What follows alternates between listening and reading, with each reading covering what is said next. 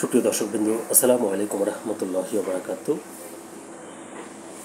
গতকাল ঢাকায় মাইলস্টোন কলেজে বিমান বিধ্বস্তের পর সেখানে উৎসুক সাধারণ মানুষের সাথে সাথে বিভিন্ন রাজনৈতিক দলের নেতাকর্মীরা সেখানে উপস্থিত হন। তো এই সংকটময় মুহূর্তে সেখানে রাজনৈতিক দলের এভাবে লাটবহর নিয়ে উপস্থিতিটা কি এতটাই জরুরি? অর্থাৎ মানুষের জীবনের চেয়েও কি রাজনীতিটা বড় হয়ে গেল তাদের কাছে? এটি একটি প্রশ্ন। দৈনিক প্রথম আলোতে এই বিষয়টি নিয়ে একটি লেখা প্রকাশিত হয়েছে, যেখানে প্রশ্ন তোলা হয়েছে যে এই মুহূর্তে হাসপাতালে রাজনৈতিক দলের কী কাজ? বিমান বিধ্বস্তের ঘটনার অল্প মুহূর্তের মধ্যে মানুষের ঢল নামে। উদ্ধার কার্যক্রমে যুক্ত মানুষের চেয়েও উৎসুক মানুষের ভিড় বেশি। কে কত কাছ থেকে ছবি ও ভিডিও তুলে সামাজিক যোগাযোগ মাধ্যমে দিতে পারবে, সেই প্রতিযোগিতাও যেন দেখা যায়। দেখা গেছে অন্য যে কোনো ঘটনার চেয়ে আজকে খুব দ্রুততম সময়ের মধ্যে হেলিকপ্টারে করে সেনাবাহিনীর টিম সহ অন্যান্য উদ্ধার সহায়তা দল ঘটনাস্থলে হাজির হতে সক্ষম হয়েছে। দ্রুত বিধ্বস্ত বিমান ও ক্ষতিগ্রস্ত ভবনের আগুন নেভানোও সম্ভব হয়েছে, কিন্তু হতাহতদের উদ্ধার থেকে শুরু করে হাসপাতালে নিয়ে যাওয়ার পথে চরম বিড়ম্বনার মুখে পড়তে হয়েছে উদ্ধারকারীদের। ঘটনাস্থল থেকেই বিষয়টি বারবার বলা হচ্ছিল, অতিরিক্ত মানুষের কারণে উদ্ধার কাজ ব্যাহত হচ্ছে, কিন্তু কে শোনে কার কথা? সময় যত যায় ততই যেন মানুষের ঢল বেড়েছে।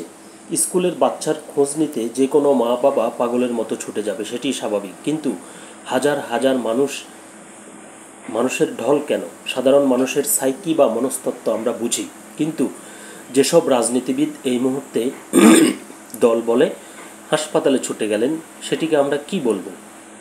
গত শনিবার বাংলাদেশ জামায়াত ইসলামীর জাতীয় সমাবেশে দলটির আমির ডাক্তার শফিকুর রহমান বক্তব্য দিতে গিয়ে মঞ্চে অসুস্থ হয়ে পড়লেন। সেদিন রাতে তাকে দেখতে হাসপাতালে যান বিএনপির মহাসচিব মির্জা ফখরুল ইসলাম আলমগীর।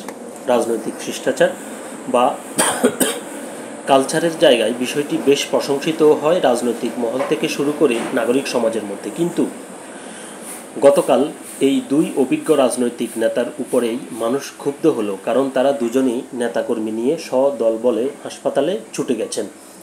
ঢাকা মেডিকেল কলেজের জরুরি বিভাগ থেকে শুরু করে জাতীয় বার্ন ইনস্টিটিউট পর্যন্ত মানুষের ভিড় সামলানো কঠিন হয়ে পড়েছে। তবে এখানের ভিড় প্রধানত রক্ত দিতে ছুটে আসা মানুষের। এরপরও মানুষের ভিড়ের কারণে হাসপাতালে আসা যাওয়ার পথ সংকুচিত হয়ে গেছে, অ্যাম্বুলেন্সের গতি কমে গেছে। এর মধ্যে আমরা দেখলাম রাজনৈতিক নেতারা দলবল নিয়ে হাসপাতালে ঢুকছেন। সরকারের কয়েকজন উপদেষ্টা ও গুরুত্বপূর্ণ ব্যক্তিও হাসপাতালে ছুটে গিয়েছেন।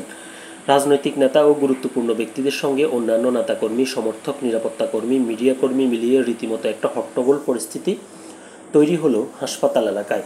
জাতীয় বার্ন ইনস্টিটিউটের সামনে ভিড় সামলাতে কাজ করছেন অনেক স্বেচ্ছাসেবী। তাদের একজনের বক্তব্যের ভিডিও সামাজিক যোগাযোগ মাধ্যমে ছড়িয়ে পড়েছে। ওই তরুণী খুব আক্ষেপ নিয়ে বলছেন, আমরা বাইরে স্ট্রাগল করছি যাতে রুগীরা ভিতরে ঢুকতে পারে। ওনারা রাজনীতি করেন মানলাম, এখন কি এটা করার টাইম ছিল? ওনারা সবাই দল বেঁধে 100 জন মিলে যাচ্ছেন, রুগী ঢুকতে পারছে না। ওনাদের রাজনীতিটা কি আগে? ওনারা যদি রাজনীতিবিদ না হতো, ওনারা কি এভাবে ঢুকতে পারতেন? বাংলাদেশ প্রতিদিনের এক ভিডিও প্রতিবেদনে দেখা যাচ্ছে, উত্তর আধুনিক হাসপাতালে আহতদের দেখতে গিয়ে বিএনপির সিনিয়র যুগ্ম মহাসচিব অ্যাডভোকেট রুহুল কবির রিজভী আহমেদ ও যুগ্ম মহাসচিব শহীদুদ্দিন চৌধুরী অ্যানি। সেখানে তাদের ঘিরে এক প্রকার ধস্তাধস্তিও হয়েছে। কিছু স্বেচ্ছাসেবী তরুণ এই মুহূর্তে হাসপাতালের ভেতরে যেতে তাদের বাধা দিয়েছিলেন। সেখানে দুই পক্ষের মধ্যে উত্তপ্ত বাক্য বিনিময় হচ্ছেও দেখা যায়। আরেক ভিডিওতে দেখলাম অ্যাপ্রন পরা এক নারী চিকিৎসক তাদের হাত জোড় করে অনুরোধ করছেন হাসপাতালে এসে ভিড় না করতে। এটি কি কোনো সভ্য দেশের দৃশ্য হতে পারে? এই মুহূর্তে রাজনৈতিক নেতাদের কারণেই হাসপাতালে যাওয়া কি খুব জরুরি ছিল? তারা হাসপাতালে গেলে কি আহতরা দ্রুত সুস্থ হয়ে যাবেন? জাতির এত বড় ট্র্যাজেডিতে সংবেদনশীল আচরণ করলেন কি তারা? সাম্প্রতিক বছরগুলোতে বেইলি রোডে অগ্নিকাণ্ড, সিদ্দিক বাজারে বিস্ফোরণ, মগবাজার বিস্ফোরণের মতো একের পর এক বড় দুর্ঘটনা সামাল দিয়েছেন জাতীয় বার্ন ইনস্টিটিউটের চিকিৎসক, স্বাস্থ্যকর্মী ও স্বেচ্ছাসেবকরা। এর আগে চুড়িহাট্টা, নিমতলী, রানা প্লাজার মতো আরও বড় বড় ট্র্যাজেডি সামাল দেওয়ার অভিজ্ঞতা তো তাদের আছে। হ্যাঁ, আমাদের অনেক সক্ষমতার অনেক ঘাটতি আছে, অনেক কিছু ব্যর্থতা আছে, কিন্তু একদম জরুরি মুহূর্তে রাজনৈতিক নেতাদের সদল বলে হাসপাতালে ছুটে যাওয়ার তো কোনো মানেই হয় না। আরও হাস্যকর বিষয় হলো, তাদের কেউ কেউ হাসপাতালের সামনে গিয়ে মানুষের দিকে হাত নাড়ছেন। এটি কি কোনো নির্বাচনী প্রচারণা? একটা ছবিতে দেখা গেল জামায়াতের আমির ও সেক্রেটারি জেনারেল সহ কেন্দ্রীয় নেতারা একজন রোগীর শয্যার চারপাশে ঘিরে ধরে তার খবরাখবর নিচ্ছেন। জামায়াতের ভেরিফাইড ফেসবুক পেজেই এই ছবি প্রকাশ করা হয়েছে। অথচ এই সময়ে যে কোনো পোড়া রোগীর জন্য এটা হতে পারে সবচেয়ে ঝুঁকিপূর্ণ। কারণ যখন কেউ পুড়ে যান তখন তার ত্বকের প্রতিরক্ষা ব্যবস্থা নষ্ট হয়ে যায়, তখন সেই জায়গায় সহজে জীবাণু প্রবেশ করতে পারে এবং সংক্রমণ ঘটতে পারে।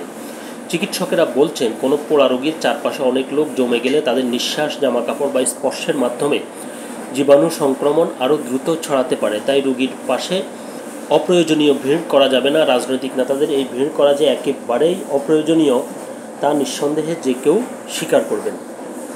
তো যেটি বলতে হয় সেটি হচ্ছে যে রাজনীতি যারা করেন তাদেরকে বুঝতে হবে যে তারা মানুষের জন্য রাজনীতি করেন, আর মানুষের জীবন এবং তার সংকট রাজনীতির ঊর্ধ্বে। এই সম্মান করা রাজনীতিবিদদের প্রদর্শন করতে হবে।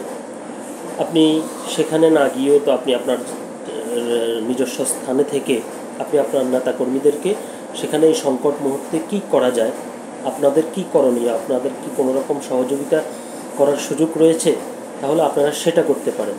কিন্তু এই যে এভাবে জরুরি সংকটময় মুহূর্তে আপনি দলের নেতাকর্মীদেরকে নিয়ে সেখানে গিয়ে সেখানে তো আরও আপনি সমস্যা তৈরি করছেন। আশা করছি পরবর্তীতে যে কোনো সংকটে রাজনীতিবিদরা এই বিষয়টি গুরুত্ব সহকারে বিবেচনা করবেন। সকলে ভালো থাকবেন, সুস্থ থাকবেন। আল্লাহ হাফেজ।